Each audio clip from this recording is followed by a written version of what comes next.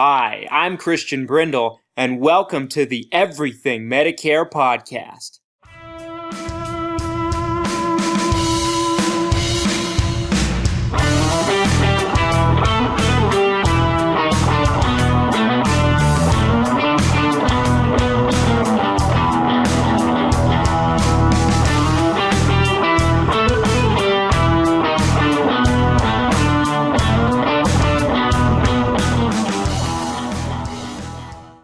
What's up, Everything Medicare Podcast Nation? Welcome to the next decade.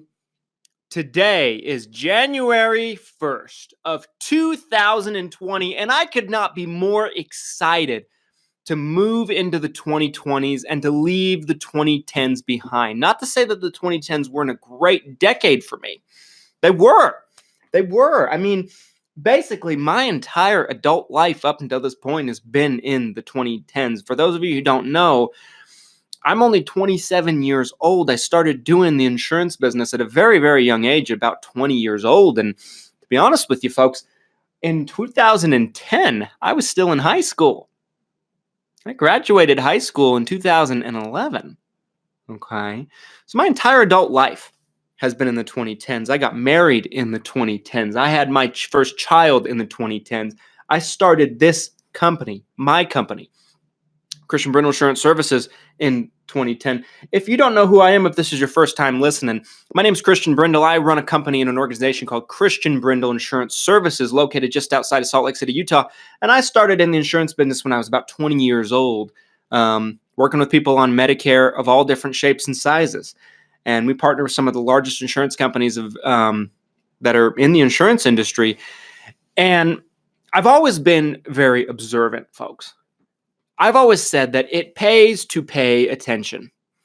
And there's no better way to understand someone's motivations. There's no better way to understand the intentions of something than to pay very closely attention to it first and foremost. Today, I wanted to talk with you a little bit about why, and I'm not the first person to say this, so let's get that out of the way. I mean, there's a lot of people out there that if I talk about a topic that has been talked about by someone else before me, they have these little tiny, paper thin, sensitive feelings, and they get all up in their feelings about it, and they feel like, that I'm ripping them off. No, I mean, there's a lot of topics to talk about, and sometimes we're going to overlap, and I'm going to give my opinion about something that somebody else already has. They can get over it. They can build a bridge, cry me a river, and get over it. Okay. I'm going to talk with you about the most current things going on in the world of Medicare. So I don't give a damn if somebody has a problem with me talking about a topic that they've already talked about before. Okay. Today we're going to talk about why it's very obvious to anybody in the industry that the insurance industry as a whole, this goes for the insurance companies, this goes for the government, Medicare, and this goes for a lot of the biggest agencies out there, are really pushing people on Medicare, meaning you, the beneficiaries, the consumers, into Medicare Advantage, and not so much in towards the other side of the coin, Medicare supplements, Medicaps. Now, if you've listened to me for any amount of time, you know that there's basically two routes a person on a Medicare can go with their Medicare. They can go the Medicare supplement route with a drug plan, or they can go Medicare Advantage on the other side. So why does the industry seem to have a bias? Let me tell you a story. So let's talk about two different perspectives here. Let's talk about the perspective of the insurance companies, and then let's talk about the perspective of the government. Both sides have their own dog in this fight, but both sides also have a tremendous amount of influence as to what gets pushed more than others. So let's talk about the insurance company side of things. Well, from an insurance company standpoint, if someone's on a Medicare supplemental plan, let's say someone's on a plan G or a plan N or a plan F or something like that, whatever the premium that person pays is how much money the insurance company gathers. Okay. Keep this in mind because it's going to matter later. That's how much money they get. Now, some states, they might get more money than others, because the premiums and the markets dictate that they need to charge more than they do in other states, and so on and so forth. So like in my home state in Utah, it's probably pretty realistic for a person on Medicare that's turning 65, that's picking up a Medicare supplement, would probably be paying anywhere between $100 a month to $150 a month, depending on the type of plan and depending on the insurance company that person goes with. But in a place like Florida, it's probably going to be more like anywhere between $180 a month to $280 a month, depending on the insurance company, depending on the plan. It very much depends on a couple of different factors. But this is something that's vitally important. That's the money that they get. They don't get any type of funding. They don't get anything else from the government as far as subsidized funding or anything like that, or government funding or anything like that. So that's what they get. Now, on the other side of the coin, they also don't have to pay as much out in claims as they would if they were the primary payee. Because remember, with a Medigap Medicare supplement plan, the insurance company pays after Medicare. They come through and pay the 20% that Medicare does not pay. Medicare is paying 80% of it first. So on the flip side, they don't have to pay out as much as they would on a Medicare Advantage plan or something like it. So why do they have the bias? Let's talk about Medicare. If someone's on a Medicare supplement plan, Medicare has to be the primary payee. They have to pay out 80%. For some people, that's not much. For others, it's a tremendous amount. It depends on how much somebody uses their Medicare. Some people have Medicare pay out tens of thousands, sometimes hundreds of thousands of dollars in claims each year. It's a big burden on Medicare.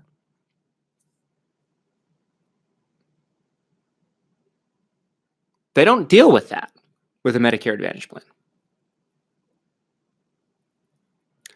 We talked about what each side of the coin is dealing with as far as what it looks like when original Medicare is the payee. Because remember, when original Medicare is the payee, the supplement plan is the secondary if someone goes that route. Whereas with a Medicare Advantage plan, the Medicare Advantage plan takes the place of Medicare. It becomes the primary insurance. And Medicare doesn't have to pay anything, but Medicare funds the insurance company every month to take care of that person.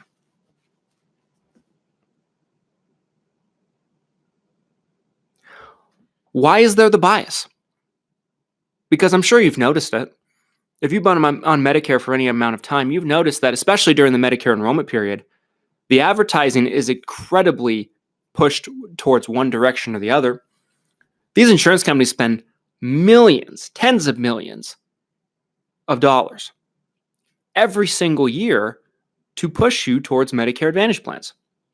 Don't tell me you haven't seen those commercials. $0 premium plan, free dental, vision, hearing.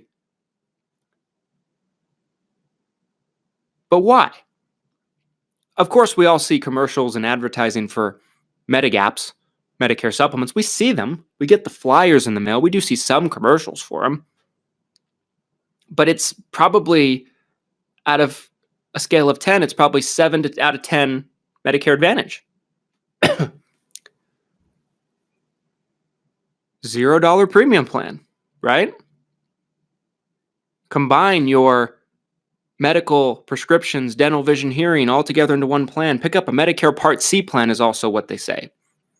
Because Medicare Part C is another term for Medicare Advantage. Don't get that twisted. They're the same thing. I get people that call our office at least 3 or 4 times a month saying, I see all this advertisement for this Part C. What is that? And they already have Medicare Advantage. I'm like, it's exactly what you have. In the Medicare world, they have different names for the same thing. Multiple different terminologies that are the same thing. Just like Medigap and Medicare Supplement are one and the same, just tomato. Part C is another name for Medicare Advantage. But the advertising is so intense and so skewed that they're trying to find any way to make it sound like something different, but it's clear they have a bias. To anyone that's paying attention, it pays to pay attention. But why? Well, I'm going to take a break. We're going to get into that in section 2, exactly why the bias exists, what the insurance companies, what Medicare has to gain out of it, and what it means for you. Don't go anywhere. I'll be back after a quick word from this week's sponsor.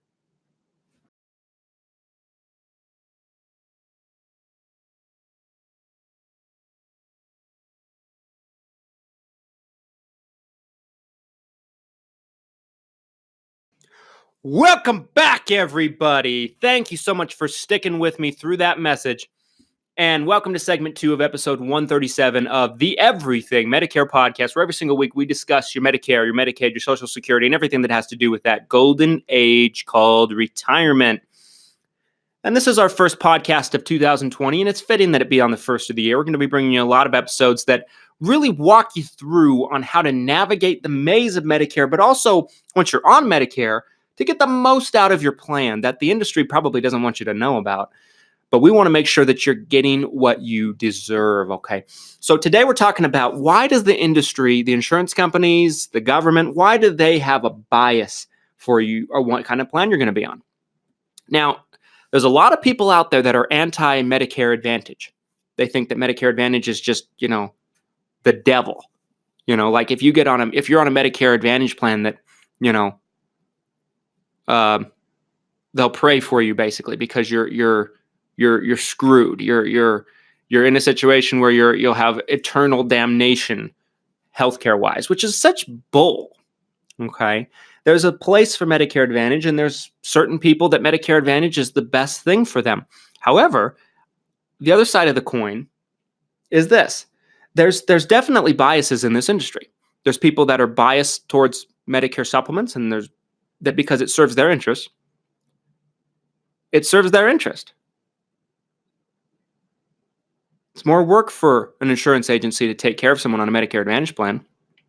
It's much more work for them to keep up with you customer service-wise because there's a lot of working parts with Medicare Advantage. They want to make it easy on them, so they kind of paint a narrative that Medicare Advantage is evil. It's evil for them. It's evil for an agent. There's those people, but they're in a much smaller percentage of the people in the industry that want to push you towards Medicare Advantage. So we're talking about those. The insurance companies would rather have a Medicare Advantage enrollment than a Medicare supplement enrollment, and this is why. It was reported in 2019 that the average funding an insurance company gets per person for 12 months of enrollment on a Medicare Advantage plan is a little bit over $11,000 per year. Per person. You break that down, that's a little bit under $1,000 a month. So that'd be like basically they were receiving a little bit under $1,000 a month in premium from somebody. Now, granted, the Medicare Advantage plans have to pay out a lot more claims than they would if they were acting as a Medicare supplement. They have to pay for Medicare prescription drug claims. They have to pay for medical claims, dental, vision, hearing, all that stuff. But even so, it's a tremendous amount of funding for the insurance companies again. So it's clear why they have the bias. They make a lot more money. We talked about in segment 1 what an insurance company gets. They only get the premium you pay on a Medicare supplement plan. Whereas on Medicare Advantage, a lot of Medicare Advantage plans don't have a premium, but if they do have a premium, it might be $20 a month, $30 a month, $40, $50, depending on where you live, what market you're in. But if there is a premium, it's in addition to that funding they get from the government. Now, why does the government give a Medicare Advantage plan this funding? It's quite simple. They're passing off the responsibility over to this insurance company. This private insurance company takes over. Medicare doesn't have to pay 80% of a person's claims anymore. That takes a big burden off of Medicare's shoulders. So instead of paying out 80% of Sally's claims, they hand it off to XYZ insurance company. They pay them X amount of dollars and no more, no less, depending on, regardless of how much or how little Sally's going to use her Medicare Advantage plan. The government prefers it this way because they don't have to pay out 80% anymore. They don't have to pay out $100,000 claims a year, $50,000 of claims a year for someone that uses the plan a lot. Also, they don't have to keep track of claims. They're delegating. They're handing the responsibility off to someone else. And believe it or not, folks, insurance companies are better equipped to handle claims and process claims than Medicare is. Medicare's the government. So it's easier for them to just delegate, to hand the responsibility off to somebody else and pay them X amount of dollars. So the government has this bias because it takes a lot of pressure off of them. It's easier for them. The insurance companies have this bias because they get a tremendous amount more funding. And it's clear. The writing's on the wall for the future of Medicare as far as what the industry will push you towards. Is it the best thing for you always? Absolutely not. I believe, and I've said this from the beginning, that Medicare Advantage plans on one side of the coin and Medicare supplements with a drug plan on the other side of the coin are the two ways a person on Medicare can go. They both have their strengths, their weaknesses, their positives, their negatives. And one side is not better than the other. It depends on the person that's picking the plan on which way they should go. Both sides have their positives and negatives. We've beat this into the ground on this podcast. We've done so many episodes specifically dissecting the positives and negatives of each kind. But when the industry has a bias to push you in one direction more than the other, don't get me wrong, they wouldn't mind having your Medicare supplement business. They'll take your premium. But if they had to pick whether you be on a Medicare supplement plan with them or Medicare Advantage plan with them, they'd take the Advantage plan every time. Trust me. The insurance companies provide us as brokers and the agencies, they provide us a tremendous incentives and pressure to provide them Medicare Advantage enrollments. They do. The biggest agencies had pressure put on them to have a certain amount of Medicare Advantage enrollments every year. Quotas. My company doesn't give a damn about that stuff. We do what's best for the customer, always. And quotas don't mean anything to us. And we can do that because we're a third party. We don't work for the insurance companies, and we just kind of do what we feel is right. That hurts us in a way because we don't win as many trips, we don't win as many awards. Don't get me wrong, we do get some of that stuff, but not as much as a lot of people out there because a lot of people are selling all different kinds of one product to meet their quotas when appease that insurance company for the year. And we don't care. We're going to do what we feel is best for the client, for you. And if that's a Medicare Advantage plan, great. We don't think they're evil. We're not biased towards the other way, like a lot of people are. For their own personal reasons, I'll have you know. It's not because it's better for you, because it's better for them. It's easier for them. But we're also not against Medicare supplements either. It's a need-by-need basis. And if you've learned anything from listening to this podcast and listening to the content that we've had to put out, I hope it's been that it's a need-by-need basis. One side of the coin might be better for you, but it might not be better for your sister or your brother or your neighbor or your friend. It's a need-by-need basis, folks. Let's take a break. Have some final thoughts on this topic. Don't go anywhere. We'll be back in segment 3 after a quick word from our sponsor this week. Don't go anywhere.